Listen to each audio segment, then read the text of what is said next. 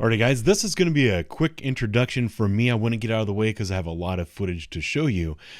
But the topic of today's video, or the statement that I see often in the public that I want to address right here, is the statement from people that say police officers hate body cameras. They hate being filmed when they're working, yada, yada, yada. This is such a ridiculous accusation. It absolutely cracks me up. When body cameras were first introduced to police officers, the reason that police officers were reluctant to accept them is because this body camera came with an accusation. The accusation was, you're a bunch of dirty pieces of shit, so we're going to record you, and we're going to record everything that you do, and every time you screw up, we are going to nail you to the wall. They were inferring that if you start recording cops all the time, you're going to find a lot of cops misbehaving. Once officers got used to wearing the body cameras and people started making complaints on the officers, one of the things that we found is that officers are actually more often cleared of misconduct due to wearing a body camera than they are actually found guilty of misconduct. So what I have done for you today is I found a use for the Civilian Review Board. It's fucking mind-blowing, right? That they actually do have a purpose. They're going to serve my purpose. This is the Civilian Review Board in Columbus, Ohio. They hold their meetings live on YouTube and Facebook, which gives me the opportunity to download them and review them. I am getting so much freaking material from the Civilian Review Board. Not only am I commenting on the Civilian Review Board, but they're actually identifying cases that I should do public records requests on so that I can show you the video that led to an officer being complained on with the Office of the Inspector General.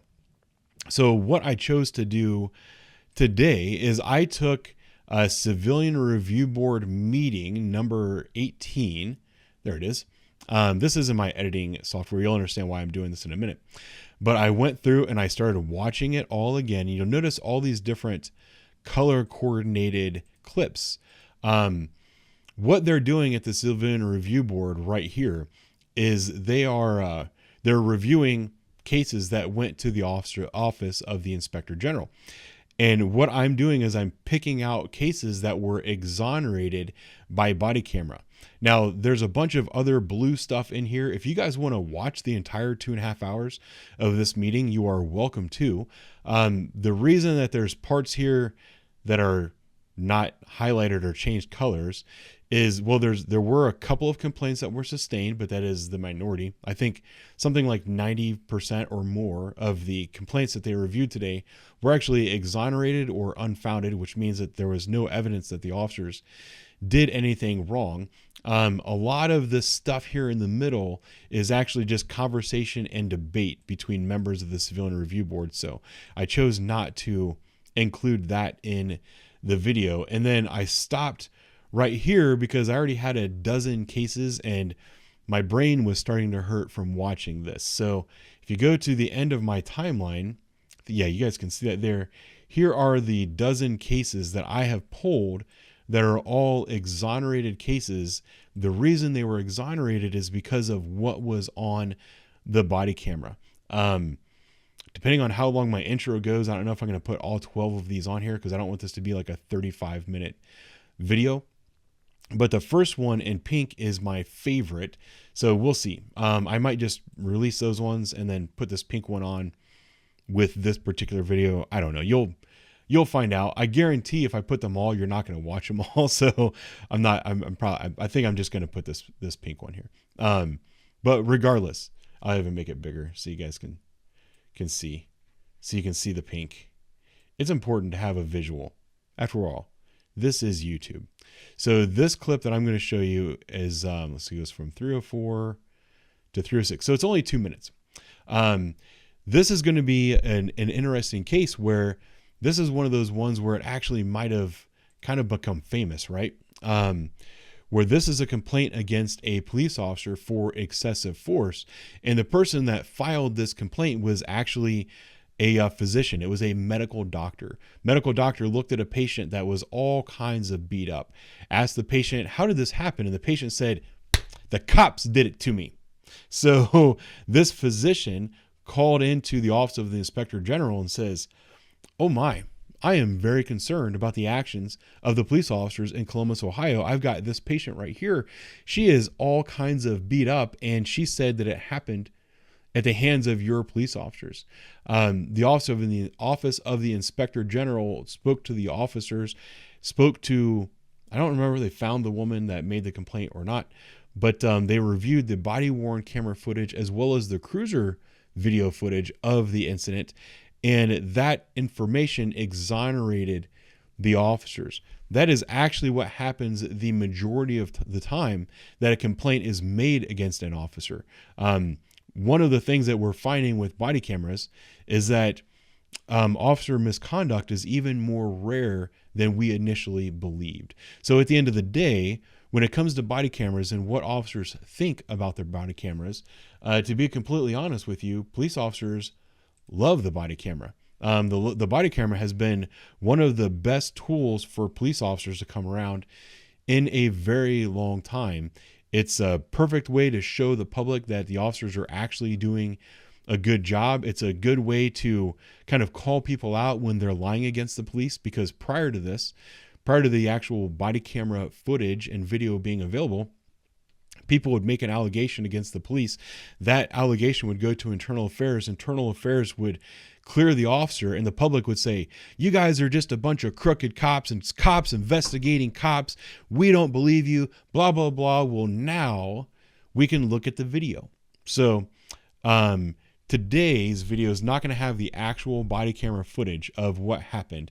It's going to take me several months to get this footage, but I can tell you that the records request has already been submitted, and as soon as I get it, I will put it out on my body camera channel, and I might even make a special edition where I put it out here, where I play a recording of the call and the interview and then show the body camera.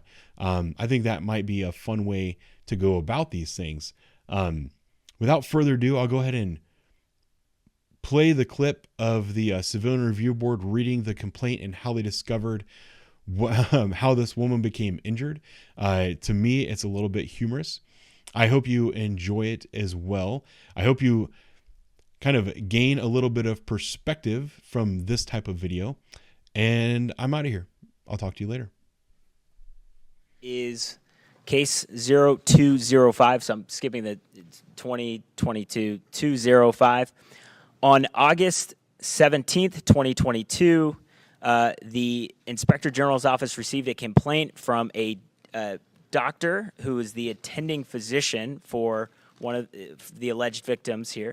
The doctor asked that a report be filed after her patient told her that she was taken to the ground by 3 male officers and that all 3 officers put their full weight onto her. In the complaint, the doctor noted that the alleged victim had several bruises on her head, back, and knees. The doctor also noted in her report that the bruising was consistent with the story being told by the alleged victim, and in her opinion, if true, excessive force was used on her patient. The complainant's, or the patient's mother was contacted to confirm that she was aware of the allegation by the doctor, and to confirm that she would like to proceed with the complaint. So for clarity, the actual complaint was submitted by the mother on behalf of her daughter after hearing from the doctor who also contacted the Department of Inspector General. So the investigation revealed the following. A review of the body-worn camera footage showed that when the complainant tried to run from the police, she was caught and the officers attempted to handcuff her. She continued to struggle against them, and then an officer took her to the ground. One officer had the complainant in a handcuffing position with her stomach to the ground and a knee in the lower back, while another officer was squatting next to them. Both of these officers took the complainant into custody. She continued to struggle against the officers while being handcuffed and while the officers carried her to the police car. After she was placed into the back seat, once the door was closed, she hit her own head against the bars of the window several times. Based on the information received during the investigation, all 4 officers' actions and responses taken during the incidents were in accordance with CPD policy and procedure. Also, there's no evidence to support the allegations reported by the complainant's mother that she was taken to the ground by 3 male officers and that all 3 officers put their full weight onto her. It is recommended that a finding of exonerated be applied to the allegation against all 4 officers. So this one